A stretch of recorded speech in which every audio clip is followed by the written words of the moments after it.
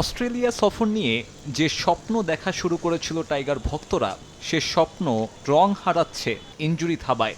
অবস্থা এমন যে পূর্ণ শক্তির দল পাওয়া নিয়েই তৈরি হয়েছে সংশয়। জিম্বাবুয়ে সিরিজে চোটে পড়েছেন নাহিদ রানা।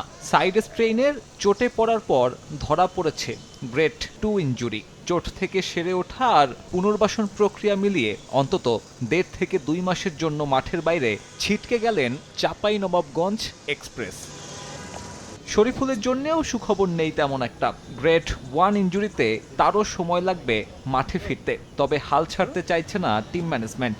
অন্তত দ্বিতীয় টেস্টে হলেও শরীফুলকে একাদশে পাওয়ার প্রত্যাশা।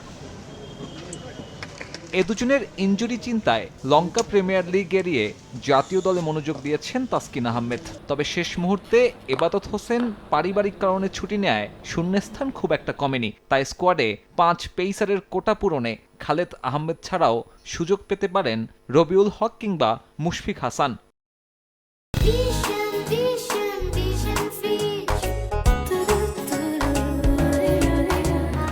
আগামী 25 জুলাই ফিটনেস টেস্ট দেবেন ক্রিকেটাররা। 27 তারিখে ঘরের মাঠে শুরু স্কিল ক্যাম্প। এরপরেই জানা যাবে 1 আগস্টের প্রথম বহরে কারা কারা থাকছেন টাইগার স্কোয়াডের অংশ হিসেবে। চিন্তা আছে ব্যাটিং ইউনিট নিয়েও। সিঙ্গাপুরে থাকা লিটন দাসকে নিয়ে অনিশ্চয়তা কম থাকলেও চিন্তা তার ম্যাচ ফিটনেস নিয়ে। অবশ্য প্রস্তুতি ম্যাচের সুযোগ থাকায় কন্ডিশনের সঙ্গে মানিয়ে নিতে পারবে সফররতরা। সাব্বির মিথুন, সময় সংবাদ, ঢাকা।